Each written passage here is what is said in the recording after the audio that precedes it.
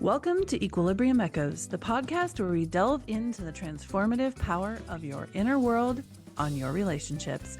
I'm your host, Alyssa Decker. Join me as we unlock the secrets of emotional equilibrium and dig deep into the tools and insights needed to foster healthier, more fulfilling relationships in ways that feel safe and authentic.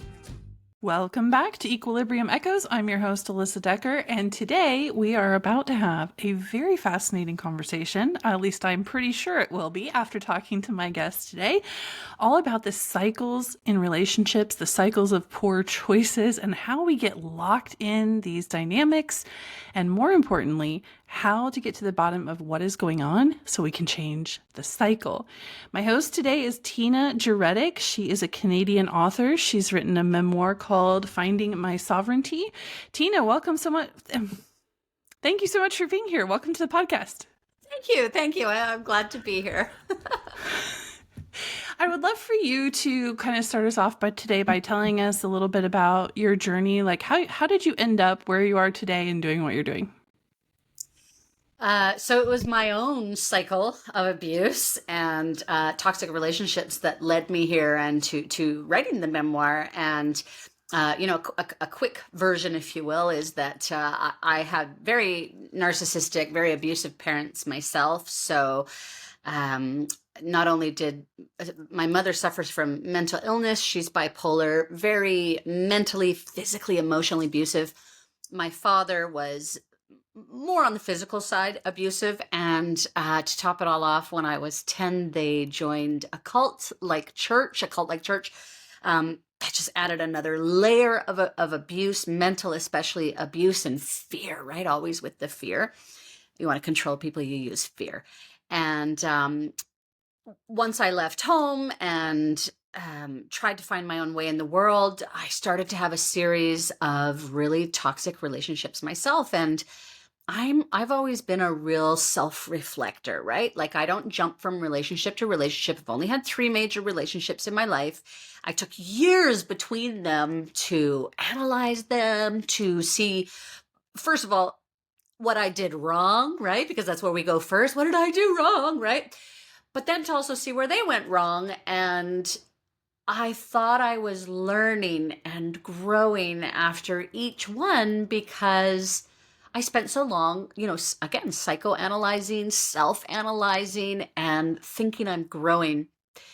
And then when it came to the third one and I dated really one of the biggest narcissists of them all, because he ended up being bipolar like my mother. And I didn't see it coming. And that brought me to my knees. As you can imagine, I'm well into my 40s. We think by this age that we've learned something, that we've grown, right? That we've changed, that we have some control over our choices to wasn't even just that he was bipolar, it was that I didn't see it coming. That was such a slap in the face for me. And it also, I blocked childhood, and this unleashed my childhood. Not all of it, not every memory, but enough to know the pain of it, to understand the pattern of it, to see what was happening. And then that was it. I mean, I shut down in order to survive because I was stuck living with this person for 3 months until I could find somewhere to live. I shut down to survive just the darkness and the horrific monster he became once, I outed him for being bipolar. And only to him, right? But that's enough. You out your narcissist, you've got a problem. They're gonna react. and then I was angry because, of course, as I'm going back and I'm self-reflecting, I'm realizing the signs were there from day one. And I made excuses for his bad behavior. And also the way he masterfully pulled the wool over my eyes by telling me that he had PTSD because he was a firefighter and he'd seen a lot, as firefighters do. And so when I did a deep dive into PTSD, well, a lot of those things are the same, right? And so now there were excuses for his bad behavior, and it kept it covered for me just that much longer. But the deception afterwards was, I was angry at myself. I was angry at him, and I was pissed at the universe, like pissed. Like, why do some people have these beautiful, charmed lives, seems to us from the outside, right? Because we know that's not really how it goes.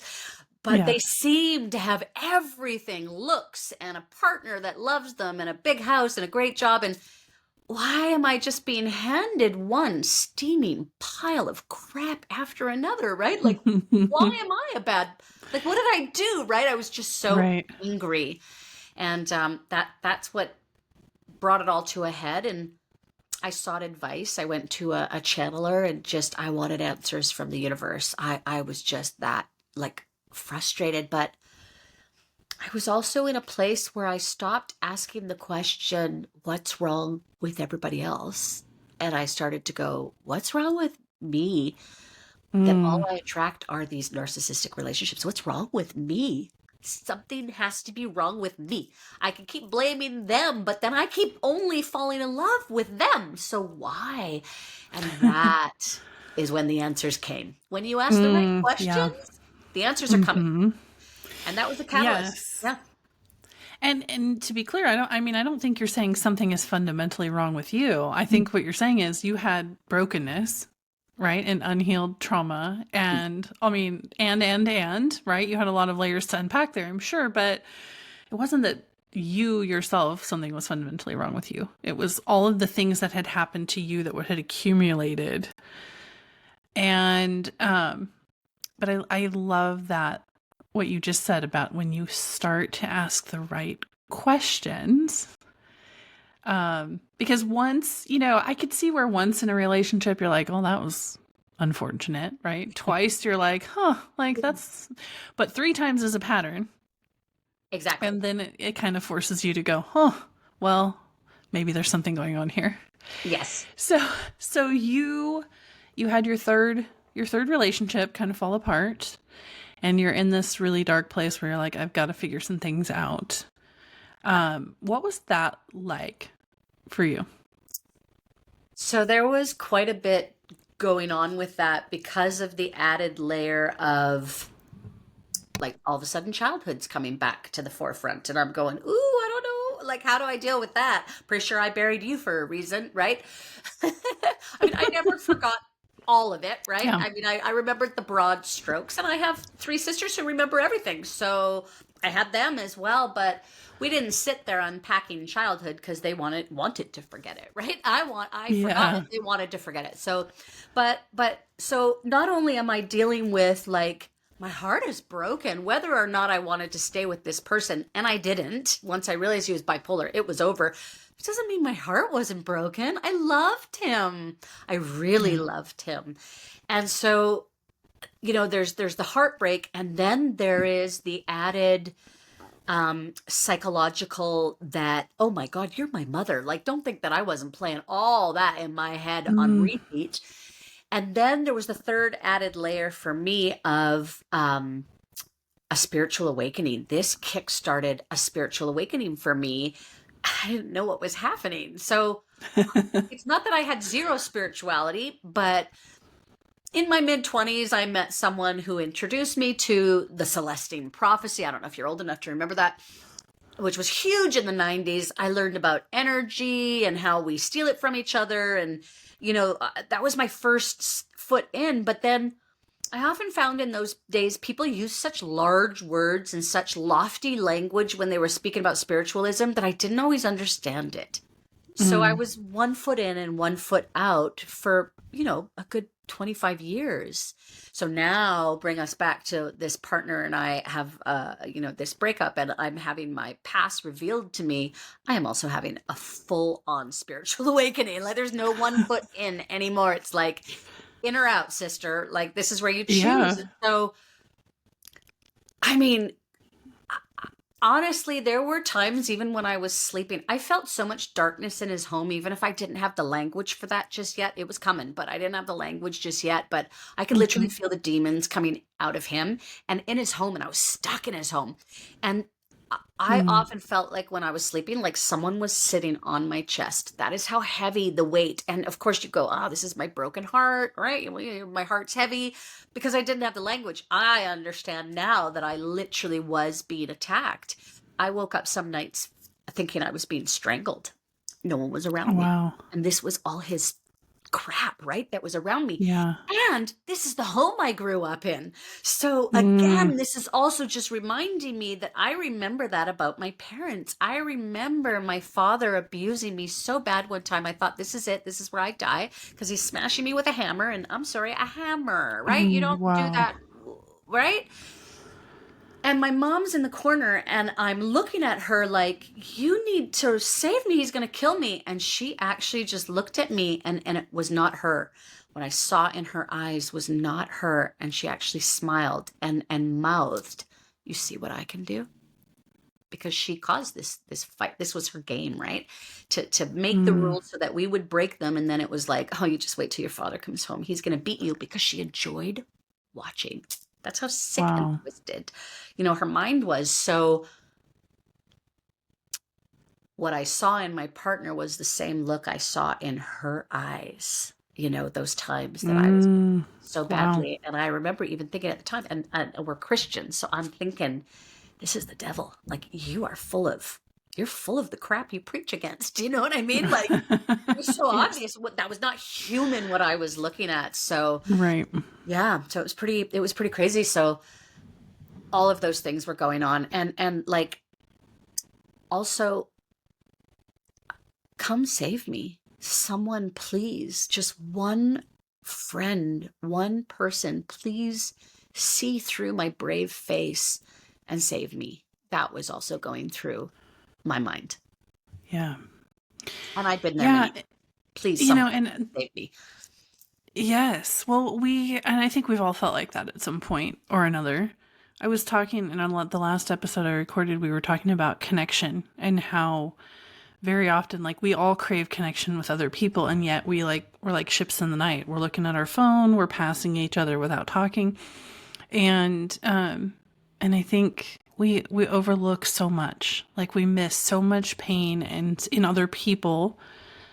And so many invitations to be part of each other's journey and each other's processes.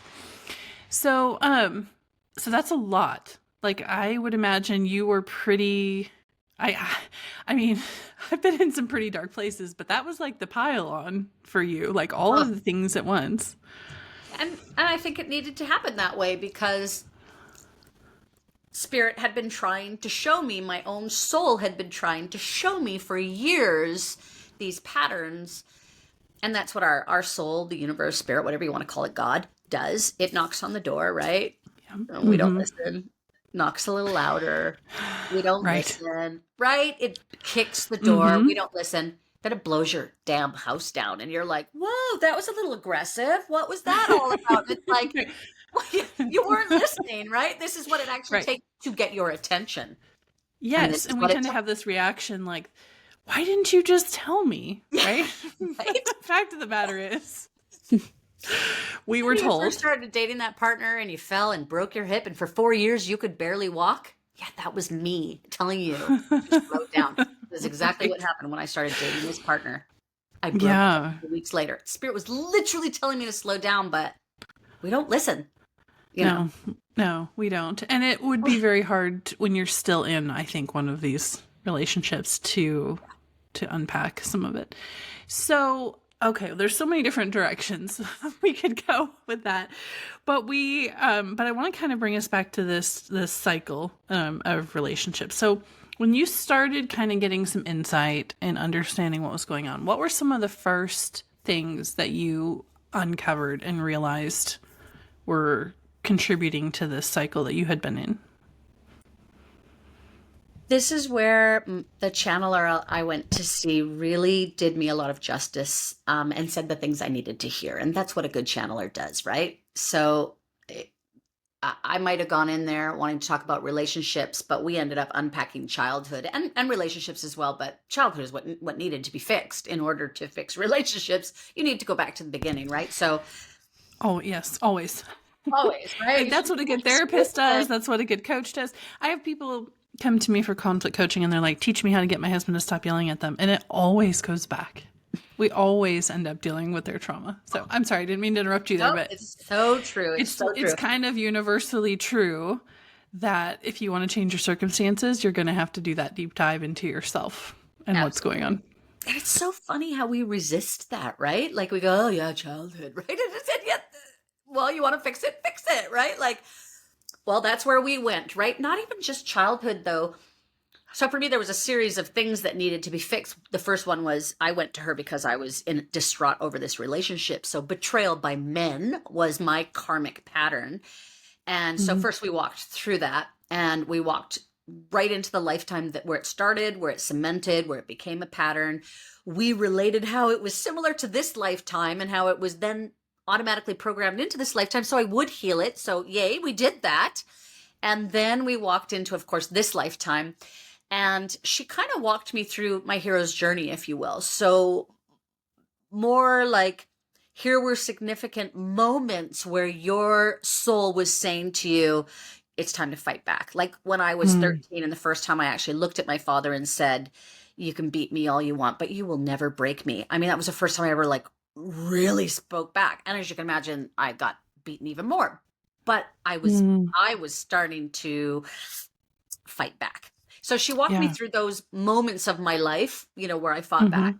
And then a couple of relationships, and we didn't do that too much. What really helped, what I really, because I think as well, she wanted me to unpack it myself, because the memories were starting to come back, and she knew she was going to put me on a mission of writing a book, and that it was going to come out, because just by nature of journaling, right? You're going to uncover these things. So but what really assisted me, and something that I hold very dear to my heart, was the way she walked me through my parents' trauma. And it's not like she told me everything that ever happened to them, but she showed me how the generational trauma on my father's side goes back like 8 generations of abuse and control, and then even 6 generations on my mother's side of mental illness, abuse, control. This was what gave me the grace to find forgiveness for them later. So this was vital. Understanding that what happened to me happened to them, and they didn't know any better. Does it make it okay? It doesn't. Does it give them an excuse? No, it doesn't. But if we are going to forgive, and we really do need to forgive to just release all the shackles that we carry around with us by not forgiving, we need to understand why and or how can I find the grace to forgive them. So that was step 1 for me, was understanding the generational trauma, and not picturing them who they are now. When I pictured the trauma, picturing them as a child also being beaten, because if you only see them as the adults, then it's really hard to oh yeah, okay, you were abused too, right? But when you see a child being abused, your heart automatically feels that. So you feel their pain. The other big thing was a talk about karma and how karma works. Because we were unpacking my karma anyways, it was natural to talk about it. And I know a lot of people resist this, but everything that's been done to you, you've done it to others. That is the nature of karma. That is the only way our soul learns. It doesn't just want to learn one side of karma. It has to learn both sides to have the balance and to truly understand a situation. So your soul might, before it comes to this planet, say something like, I'd really like to know what murder feels like. Yeah, I'm going to get murdered in this lifetime, because the soul is so innocent. It just goes, I want to know what that feels like. And so it comes down and it gets murdered. The next lifetime it comes back, guess what role it gets to play? It's the murderer. It gets murdered in one. It's the murderer in the next one, because it's the only way to understand murder is for the soul to live both sides. So if we have some understanding that all the harm that's been done to us, we've done it to others in other lifetimes, this also gives you the capacity to forgive, because we're not innocent. None of us are innocent. Right. Our souls are innocent. Sorry, I take that back. Our souls are completely innocent. What I mean is the deeds that we have done, this is the nature of karma. That helped me to be able to forgive as well. Understanding that in the next lifetime, I might be the mother and she's the child, because this is exactly what our souls do. We tend to manifest and reincarnate into the same bloodlines because we get really invested in that bloodline and we want it to heal. So we'll come back into that bloodlines as many times as it takes until someone finally, has their own healing. And the beauty is that when you start to heal yourself, you're healing your entire bloodline. How beautiful is that? I love that synchronicity. And this was vital for me for forgiveness, for moving forward, and for not laying blame anymore. I spent a life laying blame, right? So, Yeah. So you get into this and you're working through forgiveness and unpacking and understanding like the dynamics of what's happening. How did you start to connect your behavior and your choices to all of the things you were unpacking? Like, how did you connect, I guess, like the way that you were choosing men to all of the things going on underneath that you had to unpack?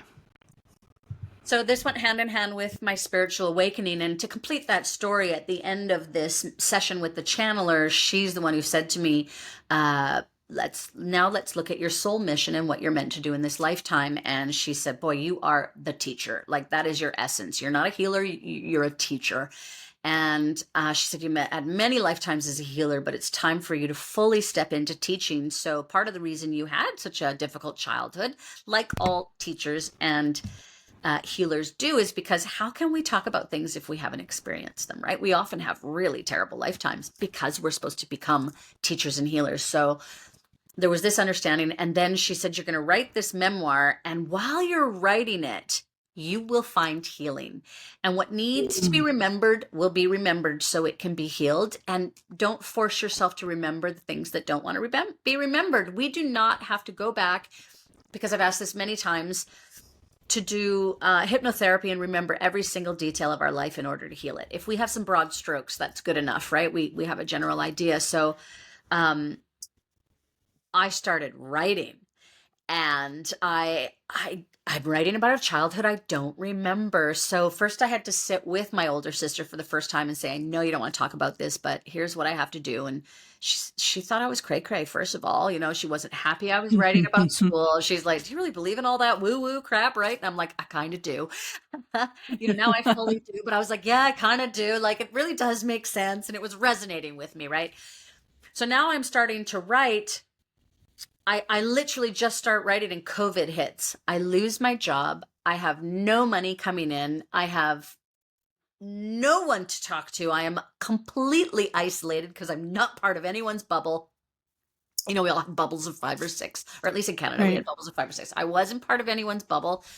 And I was so isolated. And I thought, oh my, of course we didn't know how long this would go on. But your fear is, oh God, I don't want to go into depression, which is so easy to do when you have no money and no job and no one to talk to. But for me, it was such a gift because I had been given this big task to do and I had nothing but time and isolation to do it. So I had nowhere to run, nowhere to hide, and I had no distractions. So I couldn't be like, yeah, no, I don't feel like touching my pain today or my thing. I think I'll just go out, because there wasn't any of that. So it was like, no, this is what you get to do all the time.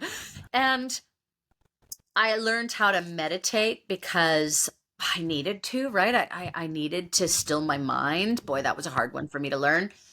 I learned how to do yoga because I was understanding the mind, body, spirit connection, and that so many times we aim for only talking about things. I think therapy is amazing. Please don't get me wrong. I think it's really healthy to talk about things, but we are mind, body, and spirit. So we need to get, regardless of your religion or where you come from, your background in life, we still all have a soul. So mind, body, spirit, we need to heal all those things. They're connected. So the yoga helped me to do the body work. And then as I was pieces would be revealed to me and it would like unlock a memory. And I would even have these moments where I'd go, okay, I'm writing about this drug addict I dated. Like, even as I'm reading it, the words are there, but it's still, I need a connection.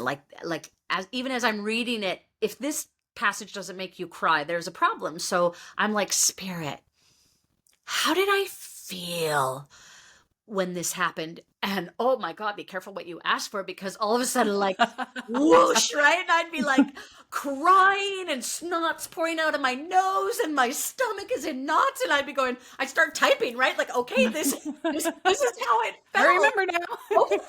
And then I'm like, shut it off. I got it, right? So all of this, like writing and healing and learning all these modalities for me was, oh man, it all went hand in hand in hand. Yeah, I couldn't escape any of it, right? It was coming. It was coming. Yeah. So what was kind of was there a point when you felt like you could see the light at the end of the tunnel and like, or there was some light again? What was that point? Like, what was that turning point sort of? What did that look like for you? I would say the first really big light at the end of the tunnel would have come after my first draft was done, because we're talking a year and a half of just journaling a first draft. I didn't know what the storyline was going to be. I didn't know what the story arc was going to be. I'd never written anything in my life. I was just journaling, essentially. I just took one experience and went into the next one and just journaled it until it was done. And then I went, I hope something's going to come out of this. When I penned that last word, and it was where I forgive my father, it was like, oh, this is where the book's going. If the book doesn't end with healing, what was the point at all, right? Like, I want other people that are living the experiences that I experienced, which is why I made it so raw and so vulnerable and exposed things I didn't want to talk about, believe me. And it's not that I didn't want to talk about them, it's that I didn't want the whole, I'm now literally an open book. My life is an open book. So, once you've done that, you can't take it back. It's out there. So, right. But when I finished it, it was when I went back to read it the first time. So that's the worst. And edit it. That's actually where I realized how far I'd come. With the healing, because like it wasn't a matter of like write it all down and now work on healing. I would write and then spirit would give me like writer's block and be like, oh no, you do not get to write one more word until you heal that. What you just wrote about, I need you to heal that. So it was a lot of stop and go for me because then it was like, well, how do I heal that? I didn't even know who to ask. I'd lost my job, so it's not even like I could call my channeler friend. She costs money, right? The Reiki person who also helped me a lot, she cost money. I didn't have any money, so I was just trying to do everything, on the cheap. But when I went back to read it, that really opened my eyes, because I just went, oh dear God, an angry teenager wrote this. Like, wow, the amount of pain and anger and accusation that was in my voice that I was like, I cannot put out a memoir that sounds like this. So with each draft, and I did like 4 on my own before I ever hired a professional editor, it got less and less and less accusatory. And that's how I knew I was healing, because I could see it in the way I was describing the situation. And I'd go, no, that still sounded like an accusation. That was still laying blame. And so I would have to reword it. But that's how I knew how much healing was coming, by the fact that I even just recognized the language I was using when I was describing the situation and how it changed. Yeah. And that's so true, isn't it? Like it is definitely, I think in pretty much everyone's journey, a mile marker of healing when you can start to recognize in yourself things that you never saw before, or were never willing to admit before, or never thought would change, and it's very eye-opening. My experience in writing a book was a little bit different. I wrote my book and I wrote it really just kind of matter-of-factly, but it was when I went back to read and edit, like everything started to hit me, and I was like seeing it all in one place, I think, was what really hit for me. But either way, like, writing is such a powerful experience, because you're taking your thoughts and putting them on paper, and that forces you to really look at them. And yes. it's really quite the experience. Yeah. I always say, writing the memoir, I had nowhere to hide. It was right there in black and white. There was nowhere to hide. you know. Right. And there's one thing about living your life for 50 years and you go, oh, this happened when I was 8. Oh gosh, let me see, when I was 15, this happened, right? But when you're writing it all in the span of a year or 2 years and it's all right there in black and white, every single thing that you've done, you can't hide Mm-hmm. from it. The first person Yeah. you have to forgive is yourself, because you just look at it and go, God, the stupid decisions I've made. Because of course hindsight's 2020, right? Of course it Right. is. That's why we have the saying, right? Right. But we have to forgive ourselves. Yes. Yes. Very big part of healing right there. Oh yeah. Okay. So you've gone through this, the book is written, and looking back now on those cycles, right? Yep. What would you say were the 2 or 3 things that you learned about breaking that cycle where now you're confident you're never going to repeat that cycle again? Like, what were those pins in the map, so to speak, where you're like, now I understand what happened, and that's how I know I'm never going to do it again?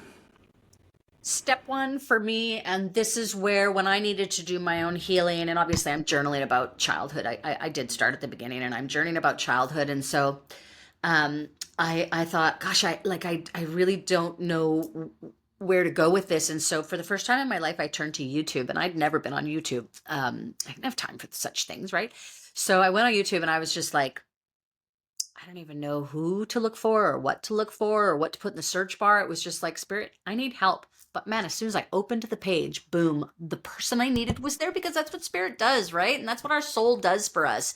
When we start healing, we are not alone. Our soul is guiding us. It wants the best for us. It's our soul, right? It's our team, and our God team are there. So the first thing I ever learned about was how the chakras work. When I understood how the root chakra works, how this is where our childhood and our inner child exists, and how when we're not healed, when we're broken people, if you will, and I know some people don't like that, but I'm sorry, I was broken. I was broken on the floor, so I don't care what you have to say. You can call yourself whatever you want. I was broken. And when I understood that you don't get what you want in life, you get what you are. And this really offended me the first time I heard it. You don't get what you want in life, you get what you are. Because of course you go, all I did was narcissist, right? I'm not a narcissist, and I'm not mean to people, and I don't hurt people or manipulate them. Like, what a terrible thing to say. And it's like, well, no, but pay attention to what this actually means, is that if you are broken, you attract people who are broken. You don't get what you want, you get what you are, because that's a law of attraction. Mm-hmm. So if you want to attracts like, yeah. Yes, if you want to attract a different kind of person into your life, i.e. someone who's done the healing and, you know, who's on the other side of it, you need to be on the other side of it too. You can't attract that kind of person. You get what you are, not what you want. So healing my root chakra was step 1. That was massive. And I could talk about that for an hour. There's a lot to unpack. So I'll just try to go real fast with the root chakra, because from like the ages of 1 till 7, not even before you're born, when you're in your mother's womb, your root chakra is already coming online, and whatever your mother is feeling is being programmed into your root chakra as well. So, you know, there's just so much going in there. It also has your childhood from about 1 to 7. So a lot of, you know, things are programmed into there before you're even old enough sometimes to realize it. It's also where our generational trauma gets programmed. We pass down generational trauma the same way we pass down heart disease or cancer. You know, this is what our doctors should be asking us, you know, not only Right. what kind of disease is in our body, but is there alcoholism in your family? Is there, like, what kind of trauma is being passed down, right? Because it's being passed down. Whether you like it or not, it is. So, and it's all connected. Like you said, that mind, body, spirit thing, can't get away from it. Can't get away from it. And then past lives and karma is all in there as well. So, understanding the chakras was huge for me, because then I knew how to heal them. Reparenting my inner child. When we fight with partners, when we fight with anyone, we are not fighting with the adult person. We are fighting with their inner child. Because if your traumas are still controlling you, if you aren't healed, if you are still in survival mode, it's your inner child that's running your life, not you. So you're allowing a 5-year-old to run your life. Do you think it's going to go well? Of course not. Of course not. It's a No, 5-year-old. They can't no. make decisions, and this And is why it goes and bad. we're all thinking right now of someone who we know who that all of a sudden went, oh, that makes total sense. Like the evidence of how their life is playing out looks like a 5-year-old is running their life, or Exactly. a 10-year-old or whatever, Yes. If you're fighting with your partner and you either like throw a tantrum or go silent, those are childish reactions. I was a go silent person. Go silent.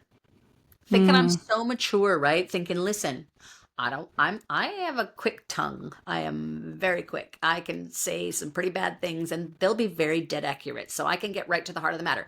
I know that about myself. So I always thought that I went silent because I didn't want to do that. I might be mad at you right now, but I love you. So I don't want to say something I can't take back. Right? And so here I am thinking I'm mature, but the fact that I went silent still made me a child. Do you see? So it was a childish reaction. And I had to come to terms with that too, right? There's a lot of things I had to come to terms with, right? Like those things.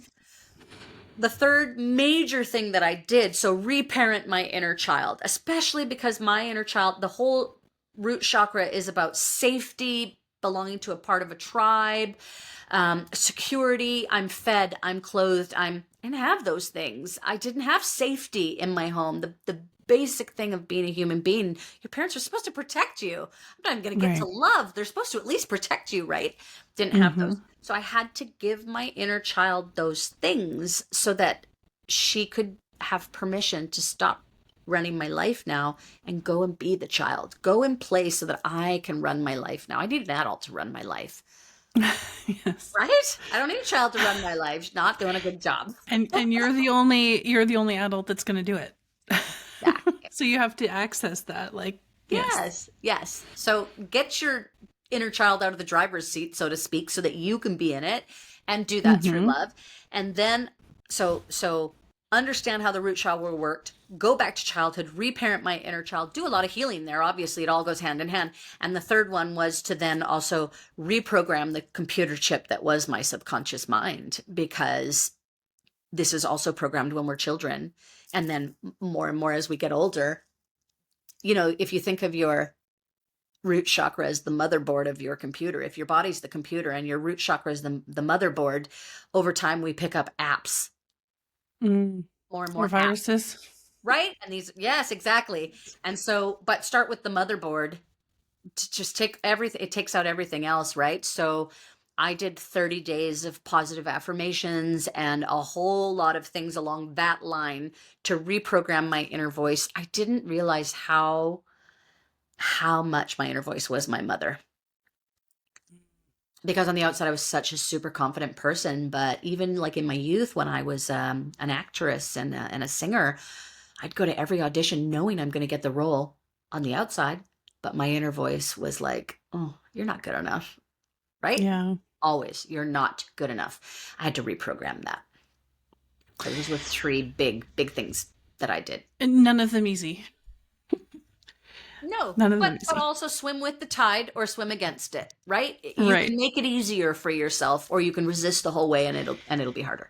Yeah, and the more that you get into it, the more it, I think healing and the work that's required to heal feels so scary before you start. And I feel like what I have seen and heard in talking to a lot of people is the further in you get, you're like, okay, this is still hard and it's still scary, but there is no other option anymore. Like, this is the only way. Like, once you get through it, you go, damn, I do feel better. God, why have I been resisting this for 20 years? Oh, because I didn't want to cry, right? Is that why? Yeah. Oh, no, please don't make me cry. What's the bad thing about crying, right? Yeah. Crying is how we release pent up stuff from our body, right? Mind, body, spirit, Yeah. And it does get easier. Like, whereas before I might have had to journal for a couple hours about my mom just because there was so much to unpack. we never stop healing, first of all. So it's not just some end goal we're looking for. We're always healing. But now I welcome and I embrace my triggers because I go, ooh, something's about to be healed. Yeah, I don't need to carry that around with me anymore. Do you see the difference of fearing it? And now it's like, I actually think it's fun. Like, I know that sounds crazy, but I swear everybody can get to that place, because now when a trigger happens, I see it for what it is, and I don't run from my triggers anymore. I actually go, ooh, that stranger over there just really, I am triggered. Like, you got under my skin. Okay, let's unpack it. Why? Well, I'm pissed off. Okay, great. There's the emotion. Why? What exactly did she do? Well, she really just tried to humiliate me in front of a room full of people. She could have asked me her question on the side, or attacked me is what she was doing on the side, but she did it in front of a room full of people. That's very intentional when people do that. Okay, all right, so now I got it. Public humiliation. Who used to do that? Oh man, my mother loved boom. Like that, by asking myself 3 questions. It's not that woman. Yeah. That woman triggered me, not so that I would forgive her. She didn't really do very much. This was to show me something, that it's to shine a light on what still needs to be healed. So now I go, got it. Yeah. Mom, you're the one I still need to forgive. Even though I've worked on forgiving her so much, and I truly have, these layers pop up. And that's when you can then doubt yourself and go, God, if these things are still popping up, am I doing something wrong? No, you're not. Your soul is going to shine a light on the things that need to be healed. Eventually, you're going to love your triggers, because with each one, you let go of a little more weight that you don't need to carry around anymore. Yeah. I love that. All right. So we're almost out of time. Tell us where we can find your book, how people can connect with you. Tell us all the things that you're up to.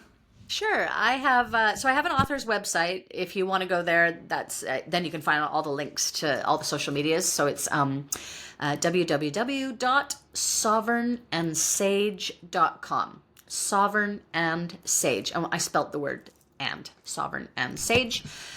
There's a link to my memoir, but you can always go to Amazon and find me there, and it's called Finding My Sovereignty. Excellent. Well, is there anything you would like to leave listeners with? Any final parting thoughts that you have today?